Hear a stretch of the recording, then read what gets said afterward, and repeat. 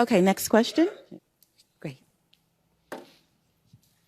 Hello, Mrs. Zuckerberg. My name is David Kimbrough, and I'm a sophomore computer science student from Atlanta.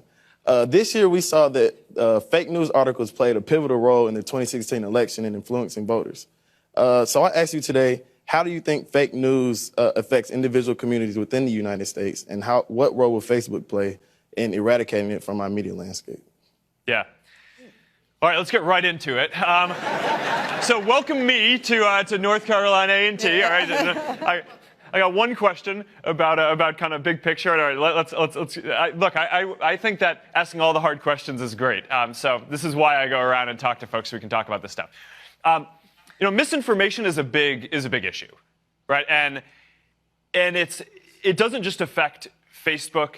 It affects a lot of news sources, and we have a responsibility to help fight against it, and we're doing that by doing things like fighting against hoaxes the way that we would fight against spam, by enabling people to flag stuff that might be incorrect, so that way third-party fact checkers can validate it. We don't want to be in the business of determining what people say is true or not, but we want people to have good information about what's right. So, sending it to third-party fact checkers is good.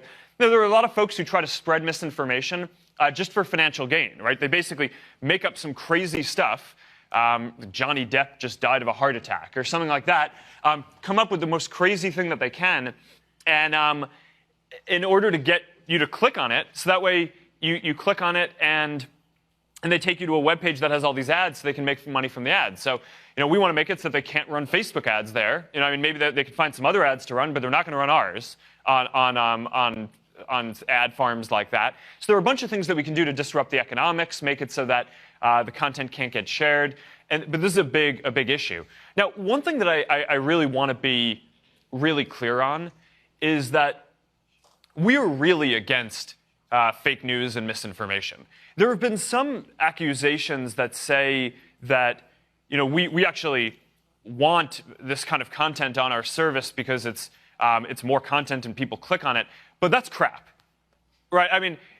No one in our community wants fake information, right? Everyone wants real information.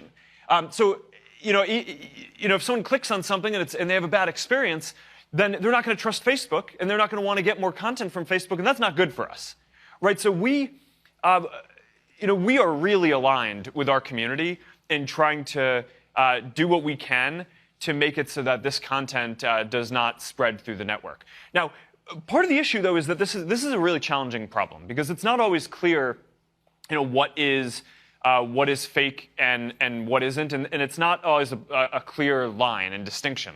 There are some things like hoaxes, like what I just said, where people aren't even trying to get it right, and those you can often identify.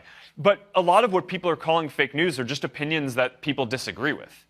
And that, I think, we need to be really careful with, because an important part of democracy is people being able to share things that other people are going to disagree with.